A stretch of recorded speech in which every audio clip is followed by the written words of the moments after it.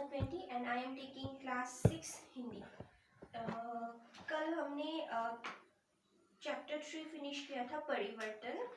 आज हम question answers discuss करेंगे। पेज 19 का questions, you don't need to write, ये मैं आपको दूंगी। देन 2, ओके, क्वेश्चन नंबर 2, सही विकल्प पर चिन्ह लगाए। तो यहाँ पर मास्टर जी ने गांव में खोली, क्या खोली? आई थिंक हमने ये कल किया था। नंबर 2 हमने किया था। देन नंबर 3 उच्चारण कीजिए, राइट। सो आदर्श, नियुक्ति, संस्कारी, अधिकांश, रात्रि, शिक्षार्थी, अभिभावक, अध्यवसाय, हितैषी, जिलाधीश, सूझबूझ, पदोन्नति। So these are the words। इसे अच्छे से याद रखिएगा और घर में उच्चारण करने की कोशिश कीजिए। फिर नंबर 1 क्वेश्चन आंसर्स, ये भी मैं आपको लिख के दूंगी, ये आपको करने की जरूरत नहीं है। Go to number 2, okay. तो पेज 21 नंबर 2, यहाँ पर सही शब्दों से रिक्त स्थान भरिए। तो खाली जगह में उचित वर्ड्स भरिए। सो सारे के सारे आंसर्स बॉक्स में है। सो फर्स्ट, पहला, मास्टर जी गांव में बहुत कुछ करने की डैश लेकर आए थे, तो ये है कामना, okay, in the box. Third number कामना, आप कामना लिखिए। क नंबर।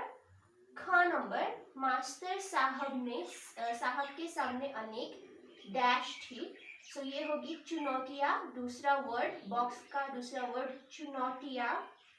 फिर ग नंबर, सभी को शिक्षित, साक्षर और डैश बनाना देश की बहुत बड़ी सेवा है। सो ये होगा संस्कारी।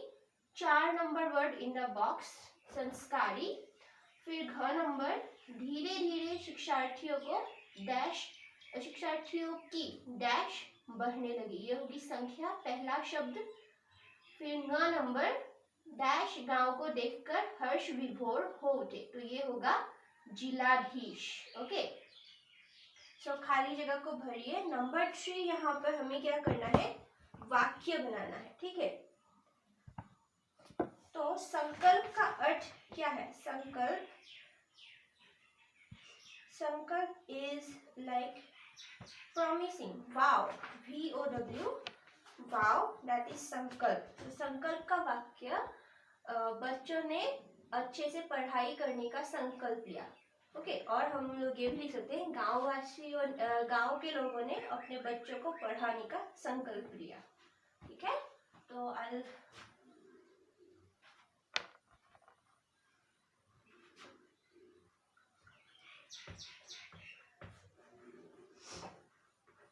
संकल्प, राइट। तो इसे हम ऐसे भी लिख सकते हैं,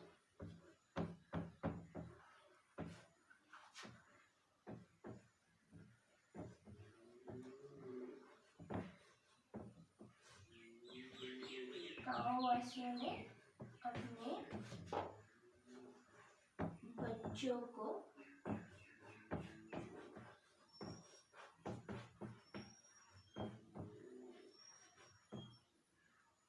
शिक्षित बनाने का संकल्प लिया।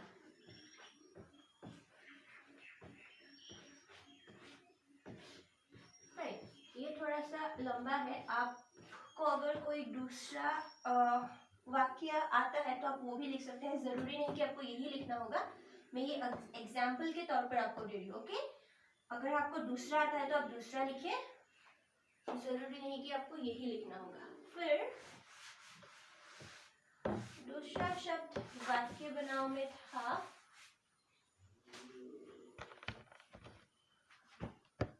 हितैषी। तो हमें ये शब्द मिला था इस चैप्टर में। सो हितैषी मतलब जो दूसरों के हित के बारे में सोचते थे, राइट। तो हम ये लिख सकते हैं, मास्टर जी गांव वालों के हितैषी थे, राइट। हम लोग ऐसे भी लिख सकते हैं, मास्टर जी ये इसके साथ एक ही है, ओके। मास्टर जी, यहाँ पर जगह नहीं इसलिए मैंने ये भी लिखा, मास्टर जी एक साथ लिखेगा, मास्टर जी गांव वालों के हितैषी थे। और जैसे कि पहले ही कहा था मैंने, जरूरी नहीं कि आपको यही वाक्य लिखना है, अगर आपको दूसरा वाक्य आता है हितैषी वर्ड से आप वो भी लिख सकते हैं। देन प्रेरित, प्रेरित इसे हम लिख सकते हैं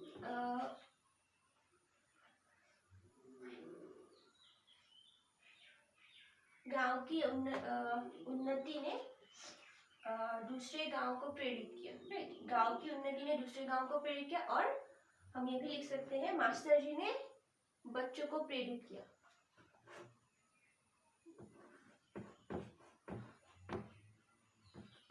मास्टर जी ने गांव वालों को और बच्चों को प्रेरित किया।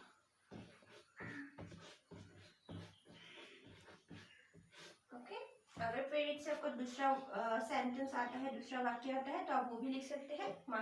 आप ये भी लिख सकते हैं और दूसरा भी लिख सकते हैं अगर आपको आता है तो। प्रेरित के बाद है कामना। तो ये वाक्य हम खाली अभी हमने नंबर 2 किया था, रिक्त स्थान पर सही शब्द भरिए, वहां पर ये वर्ड था कामना। मास्टर जी बहुत कुछ करने की कामना लेकर आए थे। राइट, सो दैट सेंटेंस हम वो भी लिख सकते हैं डायरेक्टली। राइट, कामना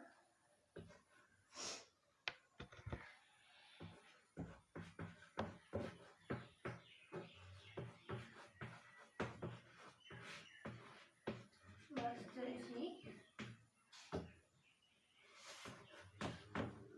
गांव में बहुत कुछ करने की कामना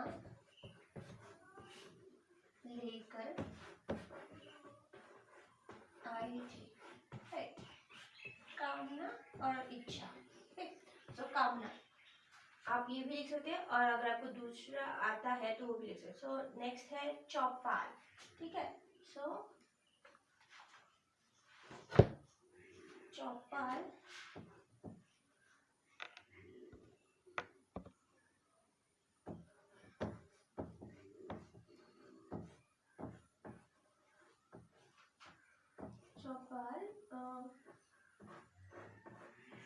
गांव के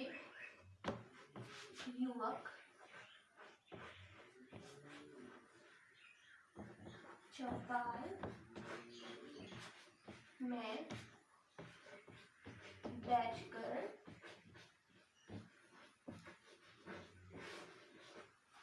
गपशप करते थे।